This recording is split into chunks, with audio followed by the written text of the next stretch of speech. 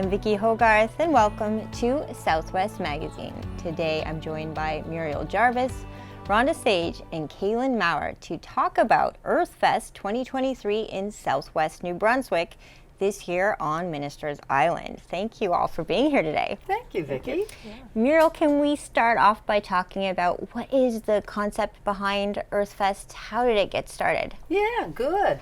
Well, over the past several years, I'd say I've become quite upset with understanding the devastating effect that humans are having on our planet. I mean, the reality is our birds and insects are disappearing, our wildlife, our species are disappearing, the waters are becoming warmer, more acidic, not to mention, of course, the erratic warming climate. So the fact is that really all of these are symptoms of the fact that we as humans have been so focused over the last hundreds and thousands of years on the survival of humans and not on the survival of all of the other ecosystems on Mother Earth. Mm-hmm. So this can't continue. We know that we're in a really difficult situation right now.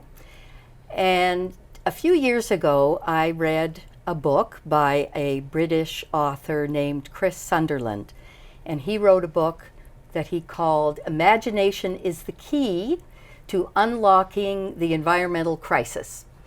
And his idea was that festivals that were Earth-focused might be one way to turn humanity away from just focusing on ourselves towards focusing on our planet Earth. So when I read that, I thought, well, you know, I'm very concerned about what's happening. I'd like to be able to contribute something towards our future. I can organize a festival. So last year, we started the first inaugural EARTHFest, and we did it at Sunbury Shores. We had all of the St. Andrews students from grade 3 to grade 8 come in and do workshops on ecosystems and understanding. And then we had adults come in the evening, and we did some wonderful workshops, drumming, guided earth meditation, and so on. But this year we wanted to expand it and wanted to take advantage of all the beautiful natural environment that we have here in Charlotte County. So we partnered with the lovely Ministers Island, and so this year, EARTHFest 2023 will be on Ministers Island. September 24th. 24th, which is a beautiful Sunday. Time to be on the island. Can you tell us a little bit about, I know you've brought Rhonda from Nature's Backpack and Kaylin from both ECW and the Advisory Board for the Environment in St. Andrews, and I know you're both very involved in some of the events this year. Can you tell us what we can expect? I'll start with you, Muriel, for an overview and then get into both your specific involvements. Good. Well, the vision is to be very participative. We don't want people just coming in, seeing a booth or picking up information. We want people to come and participate in reconnecting with the planet. So everything is activity-based. People are going to do various things. And actually, I'll hand it over to Rhonda and Kaylin to talk about the workshops that they're going to be offering. Sure. I'll start. So we are going to be doing 2 workshops. So we'll be doing a scavenger hunt. So that's a family event, and they'll go around and they'll get clues and things that they have to solve around on Minister Island, and they'll have a map so they'll know where to go. And that is just to get them to explore some nature items and locations on Minister Island. And the second workshop that we're going to be doing is a bow drill workshop. So if you want to find out how to make fire by friction, and you'll have an opportunity to try that out. We'll probably have a couple of other... That kind of thing. Yeah, it's like a bow with a spindle. I was going to bring one, but I didn't have time to get it. So it's like a bow, and then you have a spindle in it, and you go back and forth, and on the bottom you get a coal, and then you put it up into your tinder bundle and you blow it into a flame. And then you can use that as a light. So it's pretty cool. I will definitely be taking that workshop. It's my dream to audition for Survivors. Yeah. So it's really fun, and in learning how to do that with a lot of the older children, they'll make their own, and with that, then they will be able to practice to make their own coal. And for a background on what you do at Nature's Backpack, tell us a little bit about that organization, and which will obviously explain why you're an ideal fit for EARTHFest. We are all about the earth. So we have children from the ages of 3, actually from ages of birth to 16 come and do programs. And we also do family events and workshops for teachers. And we teach them just to have that reciprocal relationship with the environment around them, with the animals, the plants, and what kind of impact that they have even just walking into a forest. We also teach them how to walk into a forest and not be noticed as well.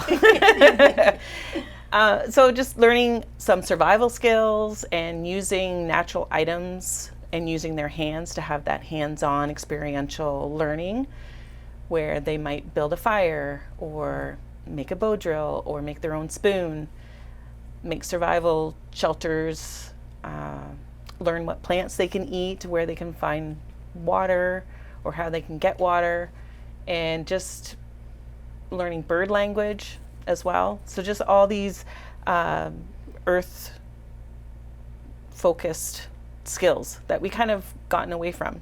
Yeah. So we're all about just mirroring what Muriel is saying about, we've gone so far away from nature, and we've kind of like separated ourselves from it. So like we're human, they're nature, but we're actually are part of nature. And with everything that's going on in our world, not just in the crises, the environmental crises, but even the mental crises and learning crises that's going on in our community and around the world. Back, we used to farm, we used to make our own food, we used to get wool, we used to be connected to those natural things, but now we can just go into a store and buy everything. We don't have to make anything anymore.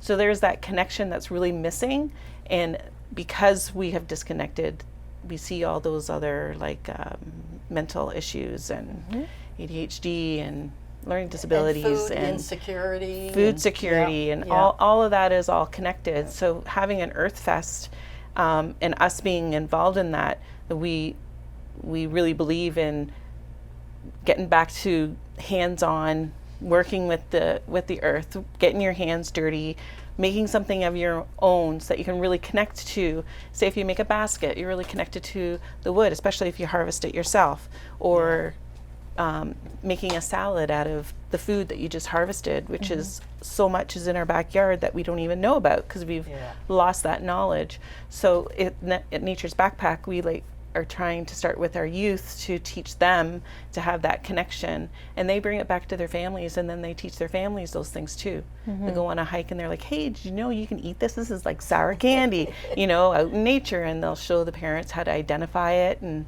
everything else when they're out with their family and their friends.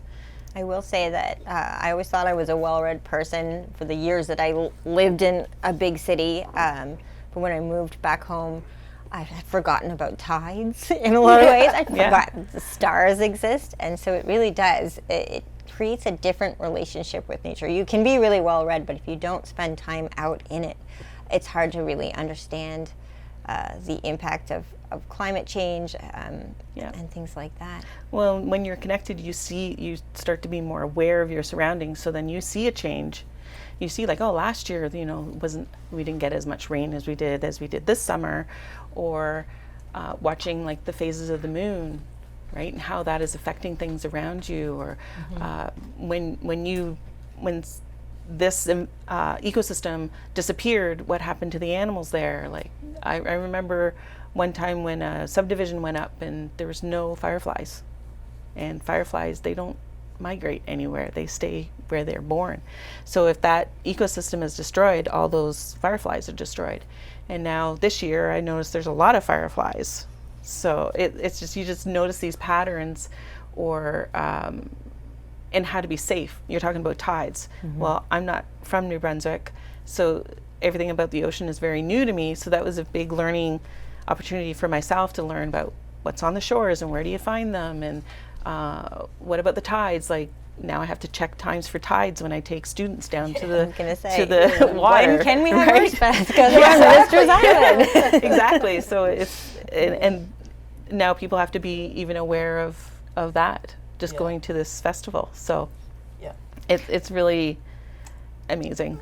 I'm really glad that she started these festivals. I think what's so beautiful about it is that it's a festival. Yeah. We're talking about maybe some really serious issues, but under the umbrella of a festival, we're also celebrating nature and our connection to it. Kaylin, can you talk a little bit about what you're doing, with both hats you're wearing as the chair of the Environmental Advisory Board here in St. Andrews, and then also as part of ECW? Yeah. So as part of the Environmental Advisory Committee, we're putting on 2 different events. One of them is in conjunction with the New Brunswick Invasive Species Council. So we're having them come down, and they're promoting right now their Grow Me Instead guide. So it's this really cool guidebook for, like, don't plant invasive species in your yard. Here are a list of things that are native that you can grow instead, and that's going to be really cool. And they're also doing a bit of a I'm not sure if it's like a scavenger hunt or more of like an identification walk, but there will be a little bit of like a plant ID component a couple of times throughout the day. So that's going to be really, really cool and good for families or anything like that. And then the Environment Committee is also doing a storybook walk. So the town has done this before on the Van Horn Trail, I think last Canada Day. So we're choosing an earth-focused children's book, and we're going to kind of put a page along the trail, so you can kind of walk a little bit, stop and read a little bit, and then walk and read. And we haven't selected the book yet. We've got a couple of options we're still kind of toying with, but it'll definitely be earth-focused and that sort of thing. Which again, like getting youth connected with nature and the walking and the reading and all that, I think is going to be really good. And then for Eastern Charlotte Waterways, for ECW, we've got a couple of things going on. We've got a booth where Zaria will be there with one of our Project Village car share cars. So you can kind of get in and look at how it turns on. We'll have the hood popped, and you can see what an electric car looks like inside. She'll have information about how to sign up, how to become a member, and what that sort of looks like. Brian will also be there. He's our farm manager, so he'll be talking about our Project Village indoor farm and the hydroponic towers that we're getting, and we're going to be growing a ton of veggies in our new property. So that's going to be really cool. He's going to have, I think, a demonstration tower there, and as part of that, we've got a raffle, so you can enter or you can purchase tickets to win a basket full of goods that are from the community. So there's coffee, there's food preserves, there's gift certificates, all from local businesses, which is really cool. And all the proceeds are going to the Blacks Harbor Community School food program. So that's going to be really good. And then we've also got pre-registration open there are some webinars about food security, and so we're going to be having some of those. And if you attend all of the webinars, you get entered in a draw for a hydroponic tower of your own, so you get to take one home at the end of that, which is going to be kind of cool. And then the one that I'm personally putting it on through ECW is it'll be in the bathhouse, and since 2015, ECW's been recording underwater noise, and we've just kind of pulled all of the marine mammal, the whale calls, out of this data that we have. So this is something I'm really excited about. You're going to be able to sit in the bathhouse, look out over the water, put the headphones on, and just listen to the sounds of the Bay of Fundy. So we've got some really, really awesome right whale calls. We've got some humpbacks, and just like a ton of whale calls. And there'll be a little slideshow with some information, but you're just going to be kind of looking out over the water and fully immersed in what it sounds like out there. Oh, wow. ECW is definitely, for those of us who live in Southwest New Brunswick, just a point of pride, because you're paving a different way, not just for people to live in New Brunswick, but that the world could look at, and pioneering new and effective and environmentally sound strategies for anyone to take into the future. So I hope many people come and check out what you're doing when they're there. If they don't know you already, it's a great opportunity.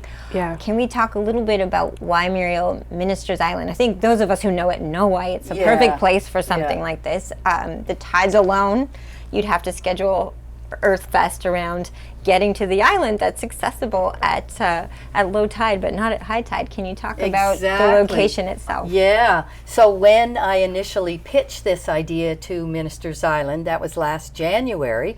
So we took a look at the tide tables for the next year and picked September 24th because we wanted a weekend so that families could come. And Sunday the 24th was a Sunday where there were the most hours of accessibility to the island. So back last January, you know, we were already looking at how can we make this the longest festival possible and easiest for people to access. We launched the marketing for EARTHFest last week, and in the last week, over 300 tickets have already flown out the door. So we're going to cap the number of tickets at 500 because there's a factor in the length of time that it takes to get cars across. The island won't actually be accessible until 11:15, and if we have 200 or 300 cars trying all to get together to get across at the same time, it could be a difficulty, a challenge. So we will be starting the EARTHFest activities at noon. It'll give people time to get across, to get parked. There's so much that Minister's Island has to offer for an earth-based festival. I mean, as you said, you know, the waterways, the tides, the woods there, the fields, the insects, the birds, the animals. The fact that it was one of the places that our First Nations people spent a ton of time on, most likely in their summer times, for the fisheries and the hunting that was accessible there. And then not to mention the fact that Van Horn set it up as an off-the-grid estate.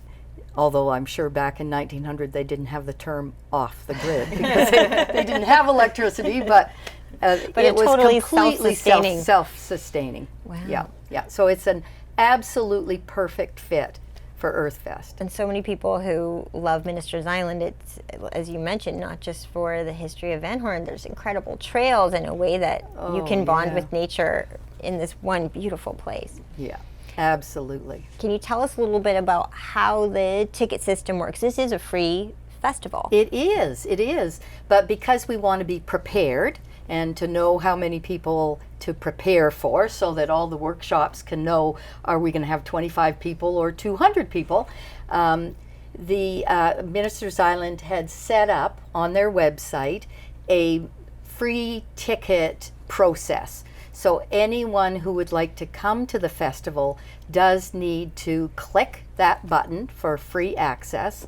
And there is a website, ministersisland.net/EARTHFest, and the tickets will be available there. But I urge people to hurry because we're going to cap it within the next week. Okay. So that we can ensure that we're not overwhelmed and that everyone has a really good, positive experience. So if you're watching this at home right now, go online as you're watching that. Yeah, Make that's sure you get one of those last tickets. Can you tell me a little bit about the parade that will happen? I understand near the end of the EARTHFest activities. What's the parade about and who's involved? Right. So this is a very exciting part. So during the day, certainly RHONDA and Kaylin have talked about a number of the workshops, but I'll just mention a few of the others. The Fundy Bay writers are going to be there, and Carol Martignato, who is one of the Fundy Bay writers, is doing a guided earth-based meditation, which is wonderful. Sebastian Rodas, who lives here in St. Andrews now, is leading a drumming circle. And if you've never taken part in a drumming circle, you have to do it. It's such a powerful experience. Many nature walks. Jenny Samard is leading a nature walk on foraging for food, which is what Rhonda mentioned. Yoga, pivot yoga will be giving a basic yoga demonstration that people will participate in, and they won't need yoga wear or mats. But to wrap up the whole festival at 3 o'clock, we're going to pull everyone together, everyone who's still on the island, and ask them to take part in a parade. So the parade will start at the windmill. We'll parade up the road, around back through the field, making lots of noise, drumming, rattling. We'll have maybe funny hats, maybe sing songs, and it will just be a really nice way to cap it all off and to have that feeling of being part of a greater organization and greater number of people who are reconnecting with our planet Earth. What do you all, and I'll go starting with you, Muriel, hope that people take away from EARTHFest, but also what do you hope that even you take away from it going this year? Well, I'll answer first of all for myself. I hope I take away a sense of energy from everyone and wanting to continue so that this becomes an annual event well into the next century. Because the reality is, right now we only celebrate Earth Day 1 day a year. Every day is Earth Day. And I want to come away feeling that there's a huge group of people in support of doing this from now on. And Rhonda, what about you? Biggest thing for me is a sense of community. So it's just bringing people together through the connection of nature and having that a bigger sense of community where all ages, like intergenerational, is all together in with these festivals and coming together. And hopefully we'll have more. And Kaylin?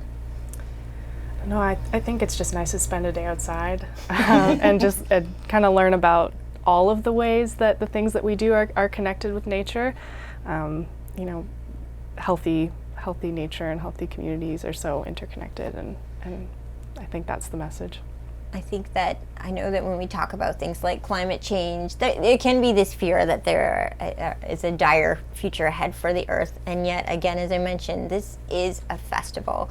Do the three of you have a lot of hope in terms of not just the Earth, but in terms of how our community can foster better ways for living, to live in harmony with the planet?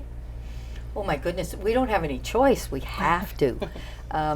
I'm very surprised that we're not in a state of emergency right now. Certainly with the wildfires and the floods and rain events that have happened in the last few years, we all need to look at how, as a community, we can alter everything that we're doing. So when Kaylin talks about electric vehicles, I mean, there's no question we have to get off fossil fuels immediately. And we should all be changing our ways of living and interacting. We should be carpooling, we should be walking more. I rode my e-bike in here today. So yeah, I mean, it's got to happen immediately. What's woven into Nature's Backpack and ECW is this feeling of hope and that there is a better way forward. Do you feel that with what you do every day? The sense of hope, definitely, especially with the youth. So I like the idea of having a festival because a lot of times the youth are bombarded with the doom and gloom of what our society and climate is, and feel that hopelessness. A lot of our teenagers do have that hopelessness feeling, like why bother, it's not going to make a difference. So by having a festival, it's bringing that, look at all these things that can happen and you can be part of it, and it's so much fun, like being outside is fun. Like it's a good message that people can take home with them and be like, I'm going to join a drumming circle, or I'm going to start learning some of the plants in my backyard. I didn't know I could eat half of the stuff that's in my yard, you know. And it's just like getting that enthusiasm to learn and be part of it more. And it's just more of just that spark to get them closer to nature. And Kaylin, you feel the same way with your generation and the generations under you? I was thinking about what you'd said, Muriel, about being creative and like bringing creativity to the environmental problem or the problems that we're facing. I think that's a big part of the reason I like to be involved in ECW and in the environment committee for the town, and then things like this is that in all those spots you get to kind of look at the environment and look at the problems and think like, what can I bring to this creatively, and work together to find new ways to look at things, or new solutions, or new ways to attack a problem. And I think that EARTHFest really brings that together with all of the really great folks that are providing some of the workshops and stuff. Well, I want to thank all three of you for being here today. I look forward to seeing you on Ministers Island for EARTHFest on September 24th. Yes, thank you, Vicki. And I want to thank Ministers Island for hosting this and partnering. It's just been a wonderful experience. My guests today have been Muriel Jarvis, RHONDA Sage, and Kaylin Maurer from EARTHFest 2023 on Ministers Island, September 24th. I'm Vicki Hogarth. Thank you for watching Southwest Magazine.